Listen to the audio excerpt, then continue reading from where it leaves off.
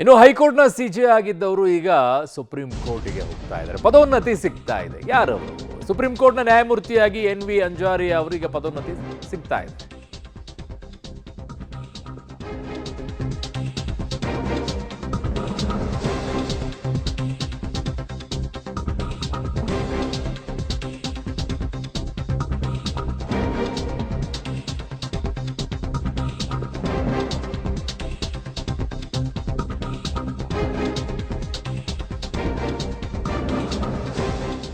ಕರ್ನಾಟಕ ಹೈಕೋರ್ಟ್ನ ಮುಖ್ಯ ನ್ಯಾಯಮೂರ್ತಿ ಅಂಜಾರಿಯಾ ಅವರಿಗೆ ಈಗ ಸುಪ್ರೀಂ ಕೋರ್ಟ್ನಲ್ಲಿ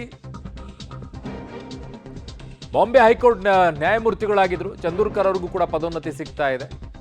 ಸೊ ಹೈಕೋರ್ಟ್ನ ಸಿಜೆ ಅಂಜಾರಿ ಅವರಿಗೆ ಪದೋನ್ನತಿ ಸಿಕ್ಕಿರೋದು. ಕೆಲವೇ ಕ್ಷಣಗಳಲ್ಲಿ ಅಧಿಕೃತ ಆದೇಶ.